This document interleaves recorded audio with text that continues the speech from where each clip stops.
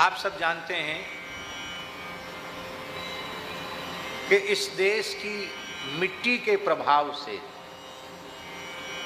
उस काल में, मुगल काल में, कुछ ऐसे मुसलमान भी हुए जिन पर भक्ति का रंग चढ़ गया। जैसे अब्दुल रहीम खान खाना, कवि भी थे, विद्वान भी थे, उच्च कोटि के विचारक भी थे और संत भी थे, विशिष्ट भक्त थे।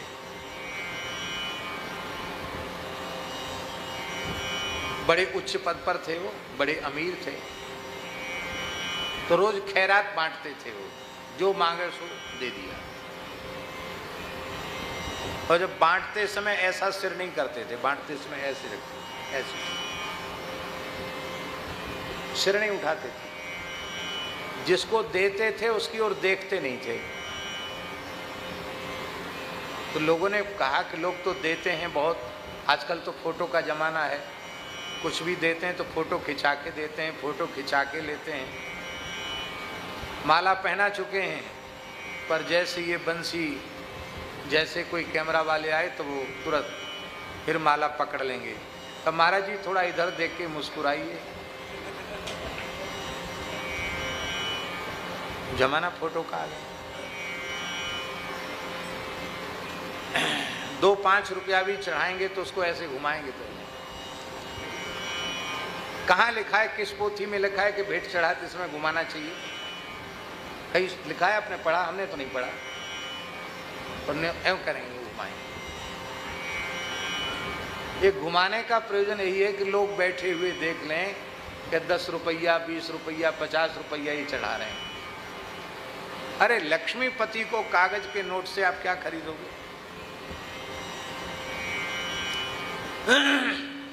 मोहरें लुटाते थे, खैरात लुटाते थे रहीम जी, लेकिन नजर नीची करके रखते। किसी ने पूछा कि आप नजर नीची क्यों रखते हैं? तो उन्होंने कहा, देनहार को और है, देता है दिन रैन, लोग भरम हम पर करें, मुँह पे करें, ताते नीचे ने। लोग मेरे ऊपर भ्रम करते कि मैं देने वाला हूं, इसलिए मेरी नजर नीची हो जाती है। एक ठग ने, ठग तो आप जानते ही हो, जो चतुराकी चालाकी में विशिष्ट होते हैं उन्हीं को ठग कहा जाता है। एक ठग ने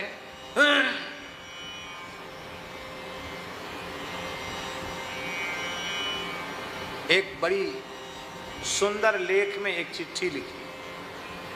किसी किसी की लेख बहुत अच्छी होती है तो बहुत अच्छे कागज पर, बहुत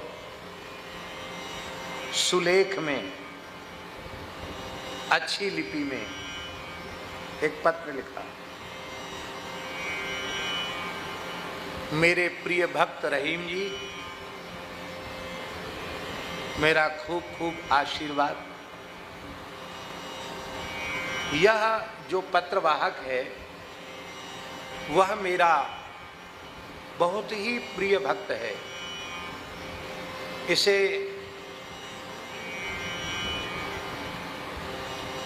100 स्वर्ण मुद्राओं की, इस पत्र को देखते ही आदर पूर्वक इसे पूर्वोक्त राशि दे दी जाए। भवदीय श्री कृष्ण, क्या लिखा? भवदी माने आपका, श्री कृष्ण। तो पत्र जैसे ही उनके हाथ में दिया तो पत्र तो पढ़ना ही था। ये श्री कृष्ण ने पत्र लिखा है। इतना देखते ही वे रोने लग गए रहीम जी। सिर से लगाया, नेत्रों से लगाया, छाती से लगाया और बोले, 1000 स्वर्ण मुद्रा लाओ। क्या? उसमें 100 लिखा था, बोले 1000 स्वर्ण मुद्रा लाओ। 1000 स्वर्ण मुद्रा थैली में भरी हुई रखी थी, वो दे दी उसको। ठग तो चला गया। लोगों ने कहा, हजूर आप बहुत भोले हैं, अरे कन्हैया कहीं किसी को चिट्ठी क्यों लिखेगा? वो वैकुंठनाथ लक्ष्मीपति है, अनंत कोटि ब्रह्मांड नायक है, ऐसा हिंदू लोग कहते हैं।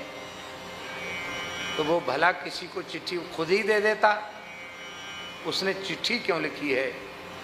ये चिट्ठी नकली है और आप इतने भोले हैं कि आपने उस ठग को कोड़े मारकर भगाना चाहिए था, कठोर सजा दिलानी चाहिए थी, उसको 1000 स्वर्ण मुद्रा आपने दे दी। आपने इतना भी विचार नहीं किया कि आपका कन्हैया क्या इतना कंजूस और इतना दरिद्र है कि अपने भक्त को 100 मुद्रा दिलवाने के लिए किसी को चिट्ठी लिखेगा। ये चिट्ठी तो नकली थी। रहीम जी ने कहा आगे मत बोलो, अपराध लग जाएगा। मैं तो इसी बात से प्रसन्न हो गया कि अभी झूठी चिट्ठी आई है, कभी मेरे प्यारे की सच्ची चिट्ठी भी आ जाए।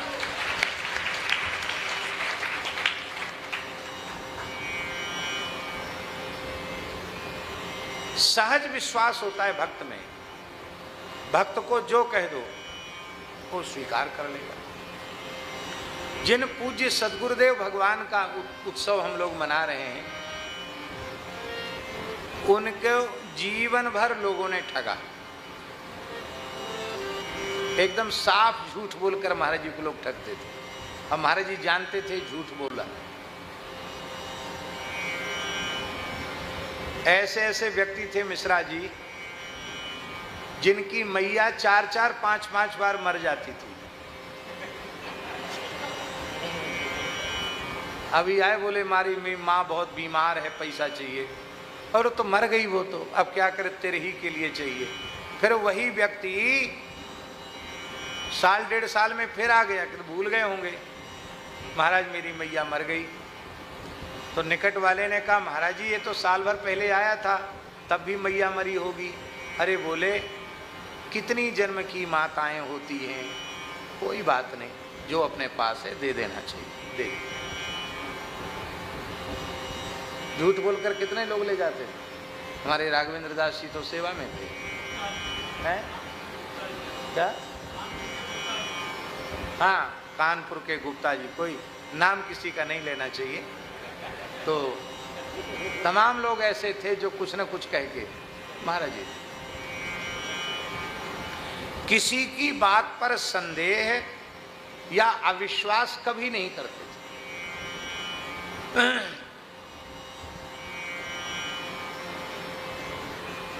एक महाराज जी का संस्मरण आपको सुना रहे हैं, साधकों के लिए प्राण संजीवनी के समान है।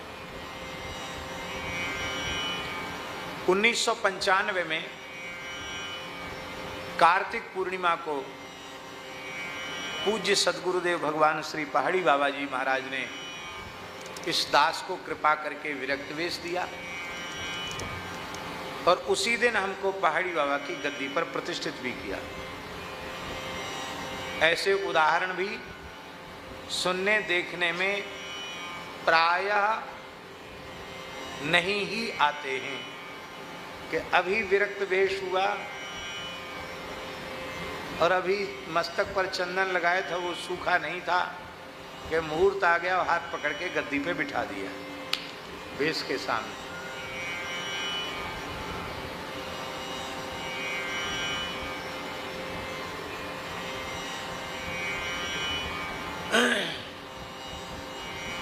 खाक चौक रामानंद संप्रदाय की परंपरा का श्रीधाम वृंदावन का एक प्रतिष्ठित आश्रम, प्रतिष्ठित स्थान है। पहाड़ी बाबा का अपने समय में भारतवर्ष के सिद्धों में नाम था, मूल पुरुष पहाड़ी बाबा का। आप सोचिए 213 वर्ष तो उनको जीवित समाधि लिए हुए हो गया। कितने वर्ष हो गया? 213 वर्ष। और 150 वर्ष की आयु तक वे सदैव विराजमान रहे। कितनी आयु तक? तो 213 वर्ष तो समाधि लिए हो गया, उसके 150 वर्ष पीछे जाओ तो कितना हुआ? हाँ, 363 वर्ष पूर्व उनका जन्म हुआ था। और 150 वर्ष की आयु में कार्तिक पूर्णिमा को पूरे ब्रज का जरा भंडारा करके, उस जमाने में 213 साल पहले 10-10 गज का अछला साधुओं को और 1-1 रुपया दक्षिणा बंटवा करके, रसोई करके, भंडारा करके फिर आप जीवित समाधि में बैठ गए थे। आज भी उनकी जीवित समाधि खाक चौक में। तो वो सिद्धों की परंपरा का स्थान माना जाता है। पहाड़ी बाबा परम सिद्ध, उनके शिष्य श्री लक्ष्मण दास जी महाराज भी परम सिद्ध, और पूज्य गुरुदेव श्री पहाड़ी बाबा महाराज जिनके दास को विरक्त वेश प्राप्त हुआ, उनके यहाँ तो माताजी रिद्धि सिद्धि अटखेलियां करती थी। ऐसे चमत्कार और सिद्धियां तो खेल थे रोज के। मैं बार बार नाम भूल जाता हूं। अब एक भारत के कुछ समय पूर्व बड़े वैज्ञानिक का शरीर शांत हुआ, दक्षिण के थे, नाम उनका क्या था अभी है, अब्दुल कलाम जी नहीं, वो तो, और अभी निकट में ही उनका शायद 2-3 महीना हुआ होगा।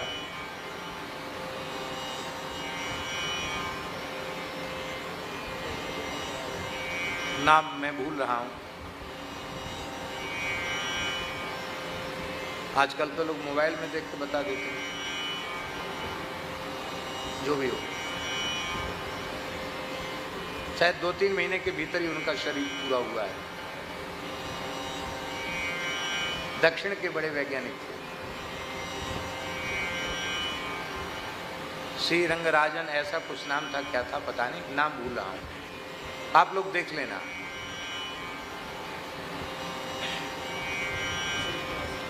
परमाणु के अनुसंधान में भी उनका बड़ा गहरा वो था, है? हाँ, डॉक्टर श्रीनिवासन। कितने दिन हुए उनको अभी शांत हुए?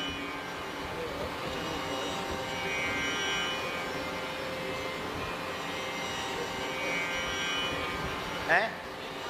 हाँ, 1 माह के आसपास हुआ। डॉक्टर श्रीनिवासन जी जब नासिक कुंभ था तो महाराज जी के पास आए थे, पहाड़ी बाबा महाराज के पास, और उस समय परमाणु पर कार्य चल रहा था देश में गुप्त रीति से। तो किसी ने कहा होगा कि पहाड़ी बाबा सिद्ध योगी हैं, वो कुछ बता सकते हैं। तो वो आए थे और एकांत में केवल वह थे, महाराज जी थे, और हम बालक थे, हम भी थे। महाराज जी के चरणों में साष्टांग किया, बोले महाराज जी हम विशिष्ट प्रेरणा से आपके पास आए हैं, और हम जिस काम में लगे हुए हैं वो इस देश के शक्ति संपन्न बनने के लिए, सुरक्षा के लिए बहुत जरूरी है। उसमें कुछ परेशानी आ रही हैं, वो कब दूर होंगी और कब हम अपने परीक्षण में सफल होंगे। तो महाराज जी बोले कि तुम धूम रहित भट्टी बनाना चाहते हो, उसमें ये तकलीफ है, ऐसा करोगे ठीक हो जाएगा, अपने आप बोले। और बोले इतने समय के बाद अमुक महीने में अमुक तिथि को तुम्हारा सफल परीक्षण परमाणु का हो जाएगा, बस इस बात को किसी के सामने कहना मत, और भारत परमाणु शक्ति से संपन्न बन जाएगा। जाओ बच्चा, हमारा आशीर्वाद है।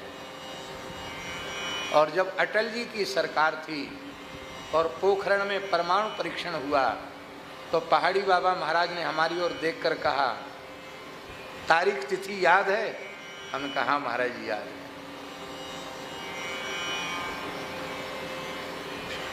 ऐसे भूत भविष्य वर्तमान उनको दिखता था। चमत्कार तो ऐसे कि हम बोल नहीं सकते।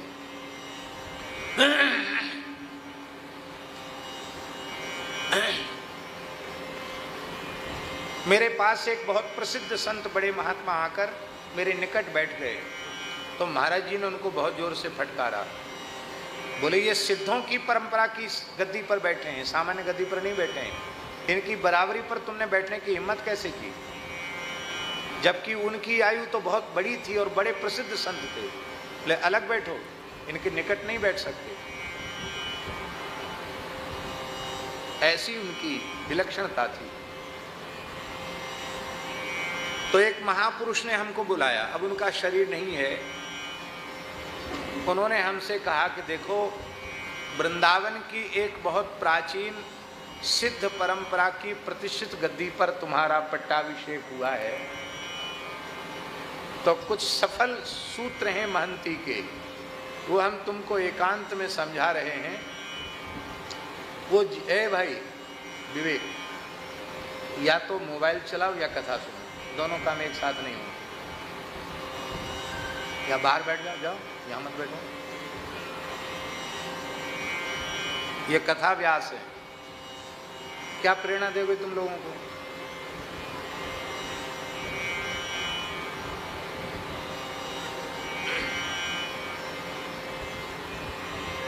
तो उन्होंने कहा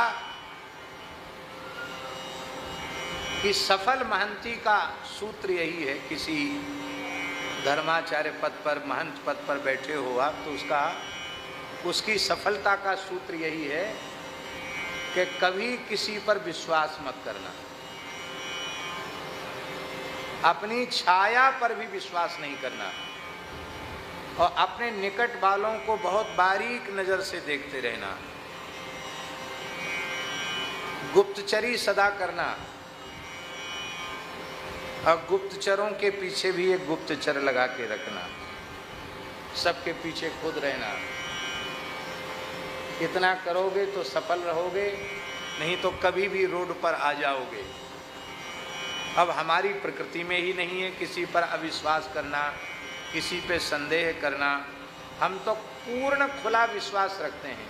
हमारे निकट रहने वाले लोग जानते हैं, ये गुरुदेव भगवान की अपार कृपा है कि न संसार का चिंतन, न धन का चिंतन, कभी चिंतन ही नहीं होता। धन रखने वाले रख जाओ, और यदि बाबूजी के जैसा कोई सावधान उठाने वाला न हो तो कोई उठा के ले जाओ। न रखने वाले की याद रहती, न उठाने वाले की याद रहती, क्योंकि सब काम एक साथ तो नहीं हो सकता। या तो इनकी याद कर लो या संसार की याद कर लो, दोनों एक साथ तो नहीं होंगे। अब हमारी तो प्रकृति में, हम तो सब में विश्वास करते हैं, किसी पर शंका संदेह करते ही नहीं, और गुप्तचरी करने का कभी स्वभाव नहीं है। हम बड़े चक्र बोले, ये बात किसी को कहना मत। मेरा चित्त तो अशांत हो गया, तो मैंने पूज्य सदगुरुदेव भक्तमाली जी के चरणों में निवेदन किया, महाराज जी अमुक महापुरुष हमसे ऐसा ऐसा कह रहे थे। बोले हाँ ठीक है, व्यवहार में तो यह बात बिल्कुल सही है, क्योंकि महंत का पद राजा के पद से कम नहीं है, और राजा के लिए यही चाहिए कि वो सब पर शंका करे, सब पर संदेह करे, किसी पर विश्वास न करे, अपनी छाया पर भी भरोसा न करे, तब सफल हो पाएगा। बिल्कुल सही है। लेकिन मान लो इस प्रकार की वृत्ति से किसी ने अपने स्वार्थ की सिद्धि कर ली, तो स्वार्थ कब तक सदा रहेगा? जब सारा संसार नाशवान है तो उसके जीवन भर की उपलब्धि क्या अविनाशी हो जाएगी? वो भी नष्ट हो जाने वाली। किंतु अश्रद्धा करने से, अविश्वास करने से, शंका संदेह करने से, दूसरों में दोषों का दर्शन करने से अपना परमार्थ बिगड़ जाएगा। स्वार्थ की परवाह छोड़कर परमार्थ का चिंतन करना चाहिए। तुम जैसी वृत्ति के हो उसी वृत्ति में रहो, भगवान सब मंगल करेंगे। बोले चतुर चालाकों का भगवान नहीं होता, सीधे सच्चों का, सरल लोगों का ही भगवान होता है। इसलिए भगवान की कृपा का अनुभव करो। हमारा मन बिल्कुल साफ हो, प्रसन्न हो गया।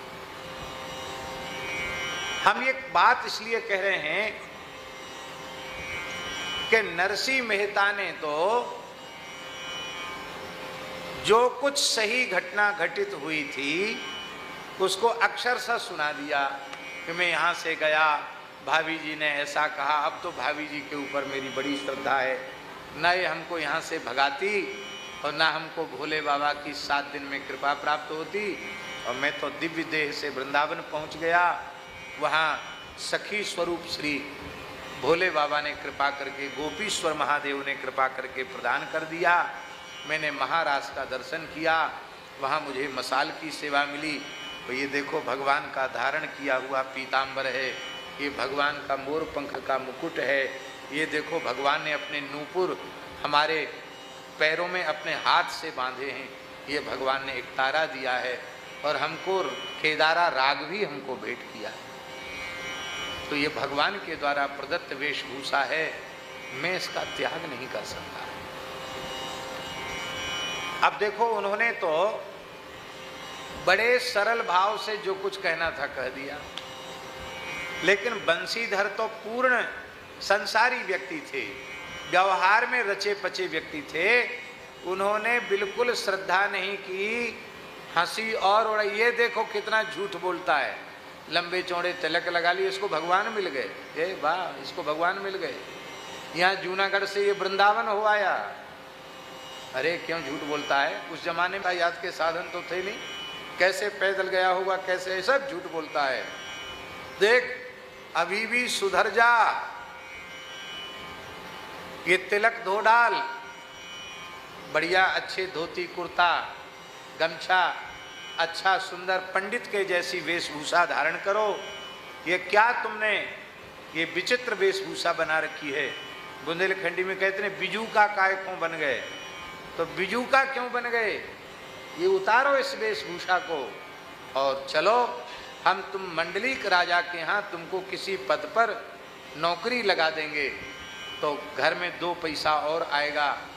तुम विवाहित हो चुके हो, गृहस्थ हो, तो कम से कम तुम्हें अपनी चिंता करनी चाहिए। लेकिन नरसिंह जी ने हाथ जोड़कर कह दिया कि किसी भी स्थिति में मैं अपनी वृत्ति में परिवर्तन नहीं ला सकता। भगवान के द्वारा प्रदत्त इस वेशभूषा का मैं त्याग नहीं कर सकता। ये जीवन में जब तक निश्चय नहीं होगा, तब तक आपके जीवन की सारी उपलब्धियां व्यर्थ हैं, उनका कोई लेना देना नहीं। बोलो भक्तवत्सल भगवान की जय। जय जय श्री राम।